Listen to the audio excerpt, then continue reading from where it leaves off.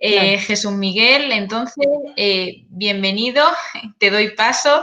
Jesús Miguel Delgado del Águila, viene de la Universidad Nacional Mayor de San Marcos y nos va a presentar hoy su comunicación titulada Precaria funcionalidad en el cine de terror peruano. Bienvenido, Jesús, y cuando quieras. Sí, muchas gracias. No sé si se ve mi cámara. Te vemos y te oímos. Sí. Ya, bien. El título de mi ponencia se llama Precaria funcionalidad del cine de terror peruano. Esta ponencia parte de la noción de que la producción literaria y cinematográfica en el Perú en torno al terror revela una ausencia de especialización por contar con antecedentes internacionales que ya han abordado este género y lo han perfeccionado. Desde lo narrativo, su funcionalidad no es adecuada. La misma impresión ha suscitado en la producción cinematográfica peruana, sobre todo en la regional. Mediante este estudio demostraré que la única posibilidad de transgredir esa configuración es conociendo y dominando los aportes articulados en el extranjero para proponer una alternativa que aminore esas deficiencias en el Perú, tales como su poca difusión, su falta de credibilidad y su no superación como proyecto frente a lo internacional. Muy bien, en la última edición del diccionario de la Real Academia Española, se considera el terror como un miedo muy intenso, como también posee otras acepciones afines, como las de persona o cosa que produce terror, y también dicho de una obra cinematográfica o literaria y del género al que pertenece, que buscan causar miedo o angustia en el espectador o en el lector. Estas significaciones se mantienen vigentes hasta la actualidad. Lovecraft, en su libro El horror sobrenatural en la literatura, ha precisado sobre el mismo al referirlo como lo que se origina ante lo desconocido, al igual que se trata de una resistencia a la muerte, para el caso de la literatura. Ese indicador es notorio en los personajes, se asumen una función de víctima, y las emociones que son transmitidas a los lectores. A ellos se añaden las peculiaridades que configuran a quienes intervienen en los relatos, deficiencias psicológicas o psiquiátricas, rasgos sobrenaturales, etc. Todo ello con la intención de condicionar la totalidad del discurso a la provocación del terror. El autor ejemplifica estos atributos en los cuentos de Edgar Allan Poe, quien sabrá cómo distribuir esos elementos con un estilo propio de lo moderno.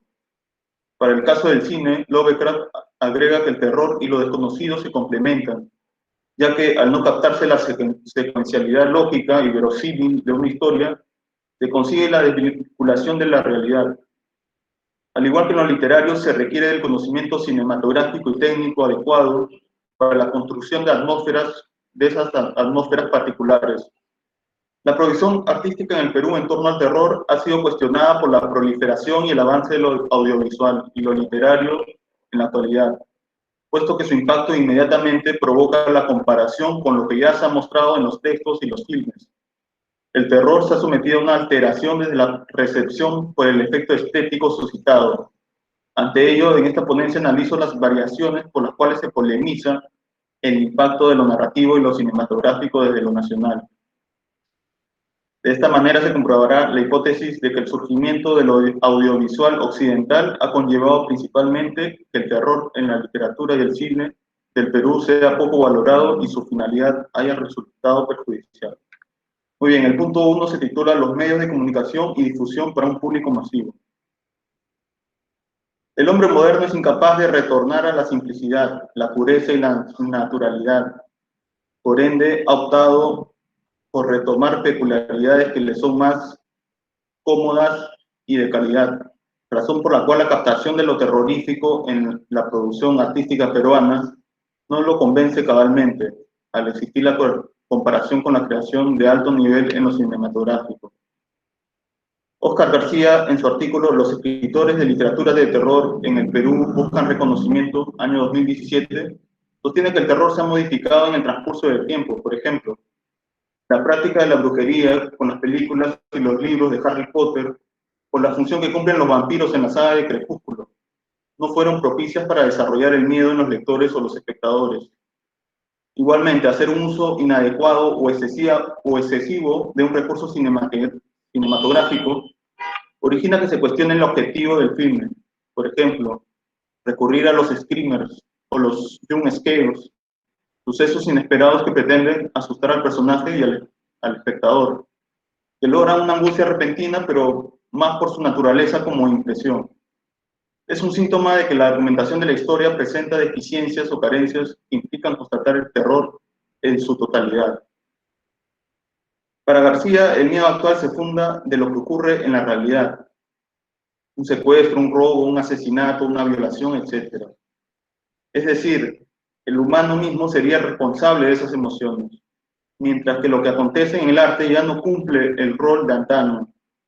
Jaume, en su texto ¿Qué es la literatura de terror y por qué debería interesarme?, año 2016, indica que solo bastará la intención del autor para que genere terror, miedo o un mal rato en el lector, por lo que puede prescindir de particularidades sobrenaturales o extrañas.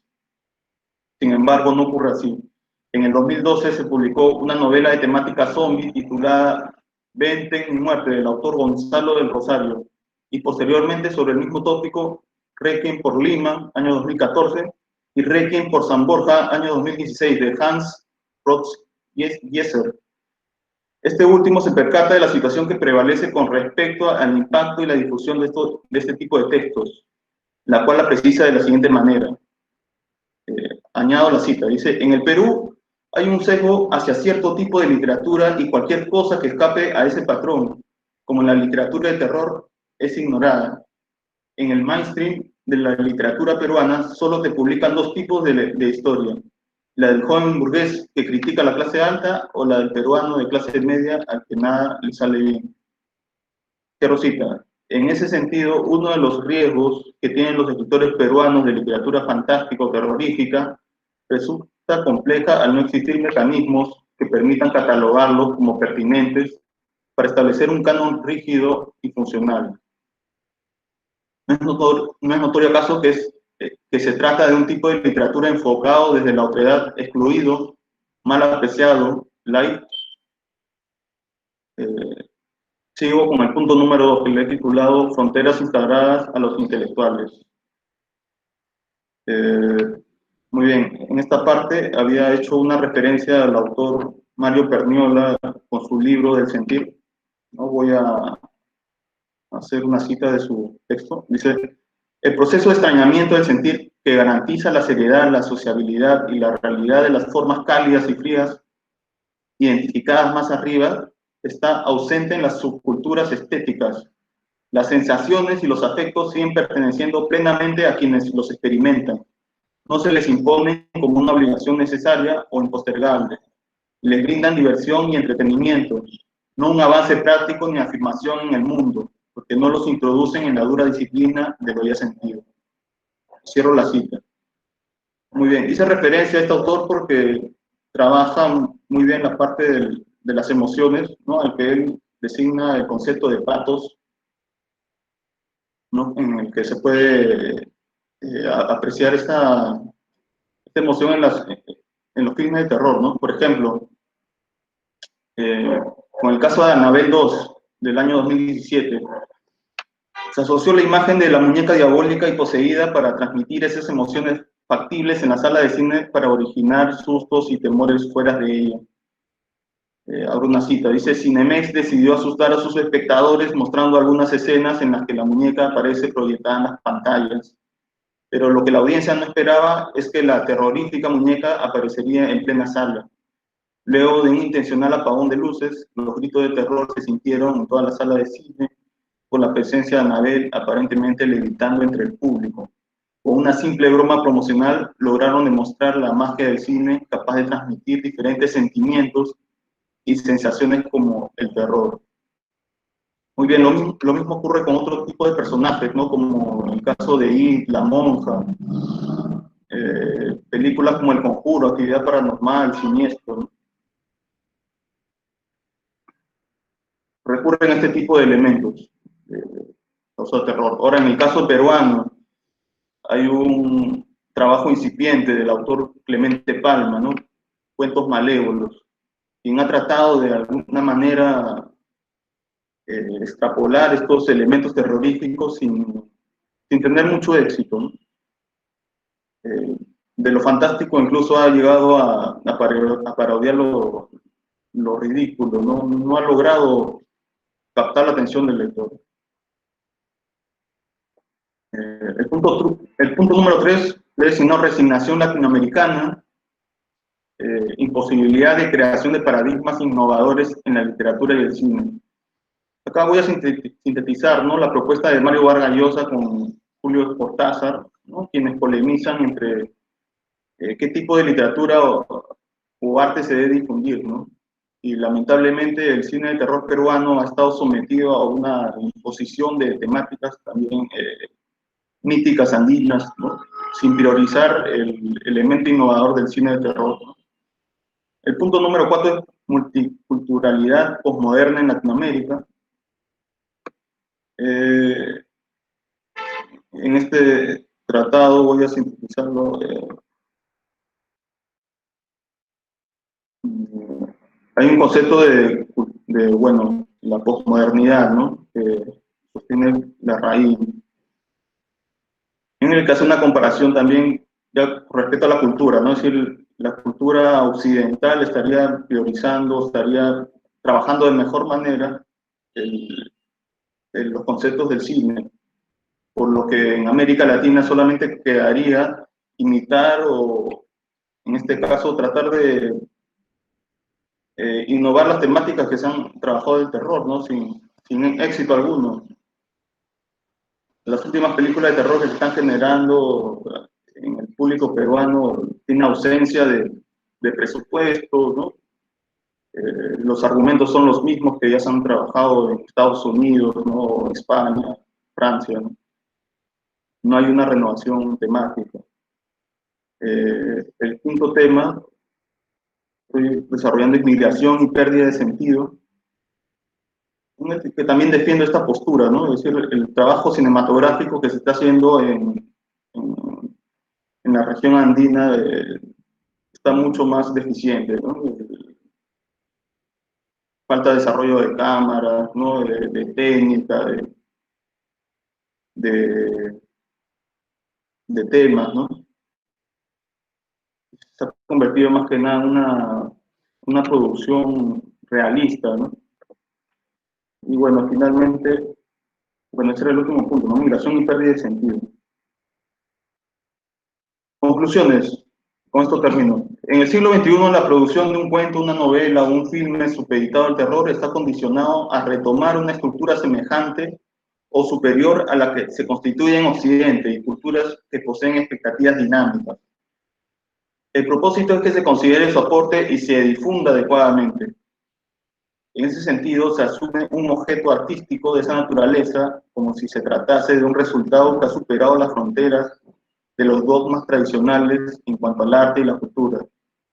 Su construcción es proyectada hacia una coincidencia con la adaptación del cine y el discernimiento panorámico de lo multicultural posmoderno, puesto que actualmente la capacidad de transmitir emociones como el susto es más factible desde lo sensorial y lo visual. Por lo tanto, el autor tendrá que retomar para su creación a un interlocutor con las cualidades propias de una tirada conformada por un lector, espectador, culturalista, apto para captar las peculiaridades que otorga este tipo de relatos y filmes. Para concluir, por el momento, lo terrorífico es efectivo, ya que la sensibilidad de los ciudadanos se somete a una dinámica variante y vigente, a causa de las diversas experiencias de percepciones equivalentes y en su máximo apogeo por la innovación y la evolución de las obras artísticas y la humanidad. Así como el cine suscita un impacto mayor del terror al espectador sobre la base de otras modalidades de expresión, se emprenderá la labor de plantear concienzudamente un mecanismo para que la recepción de lo narrativo provoque una sensación más renovada y distinguida. Y entonces es todo. Muchas gracias. Muchas gracias a ti, Jesús. Nos has ofrecido un estupendo análisis del terror que seguro va a permitir que sigamos debatiendo mucho ahora. Gracias también, sobre todo, por haberte ajustado al tiempo, ¿no? Porque eso va a permitir que podamos ir comentando las diferentes preguntas que vayan surgiendo. Gracias a los tres comunicantes entonces y abrimos ahora el turno de preguntas. bueno, ya sabéis los oyentes que podéis ir interviniendo cuando queráis, como queráis, tanto por el chat como activando directamente el micrófono y hablando. Ya comenta Sergio por aquí en el chat. Bueno, en primer lugar os agradece a los tres y Karen también nos hace una pregunta para Jesús y yo aprovecho porque tengo otra pregunta para ti, Jesús, así que te las hacemos juntas si quieres y ya interviene. Te pregunta Erika si consideras que la precariedad del cine de terror es sinónimo de la precariedad en la narrativa. Y en relación con el cine, yo también te quería preguntar si bueno, ¿qué sucede con el cine de terror? No solo en Perú, sino, bueno, digamos, esta situación tan crítica, ¿no? que comentabas en el cine de terror en Perú, también se extiende a otros países latinoamericanos o si la producción ¿no? del cine de terror en otros países latinoamericanos es, digamos, de algún modo mejor, ¿no? Sí, bueno, antes de retomar sus preguntas, estaba considerando las preguntas anteriores que le estaban haciendo a las ponentes y es cierto que la proyección que se ha hecho de la mujer en este ámbito de lo terrorífico es determinante, ¿no? Por ejemplo, estaba recordando la serie norteamericana American Horror Story, las temporadas 3 y 8, en las que se proyecta a la mujer como la que tiene la mayor potestad y el mayor poder sobre el arte de ejercer la brujería, no más que el hombre. Las mujeres allí son las empoderadas, las encargadas de poder difundir y proyectar mucho más que lo que sí puede hacer el hombre, ¿no? Entonces, eso por un lado. Ahora, respondiendo a la pregunta que me decían sobre si hay una relación del cine de terror con la narrativa, lamentablemente sí, es lo que he percibido con respecto no solamente en el Perú, sino en Latinoamérica, de que tenemos unos grandes referentes que son la producción de terror cinematográfica norteamericana, que incluso yo podría decir que es mucho más desarrollada y, y mejor trabajada que en cualquier otro país, ¿no? Sin embargo, no descuido de que se haga mal cine en el Perú o que haya una pésima narrativa, ¿no? Porque tenemos a Mario Vargas Llosa, ¿no? Tenemos una excelente adaptación que se ha hecho de La Ciudad de los Perros, ¿no? De la cual no quito crédito, al igual que otro tipo de cine, ¿no? De violencia política, como la que puede haber en regiones, ¿no? Se ha hecho muy bien. Y bueno, en la producción, no sé, acá tenemos, por ejemplo, a Erika Telles, quizás nos pueda comentar el caso del cine de terror. Yo recuerdo haber visto una película que se llama Santa Sangre, de México, parece que el productor es de otro país, y a través de él, a través de esta película se pueden ver muchos elementos que sí son notorios en cuanto a renovación de estilo, renovación de forma de abordar los elementos cinematográficos, ¿no? Y bueno, desconozco la producción y el impacto que haya podido tener algún filme, ¿no? O algún tipo de narrativa en Latinoamérica, ¿no? Bueno, muchas gracias Jesús Bueno, pues muchas gracias por la respuesta y muchas gracias a los tres por tanto por vuestras comunicaciones como por vuestras intervenciones en el turno de preguntas. Concluimos aquí este panel, ¿no? Sobre el terror y la otredad, la literatura y el cine latinoamericano, un panel tan necesario, ¿no? Un panel que no podía faltar en un congreso en el que estamos atendiendo a la literatura exocanónica. Por supuesto, tenía que haber un hueco también para el género gótico.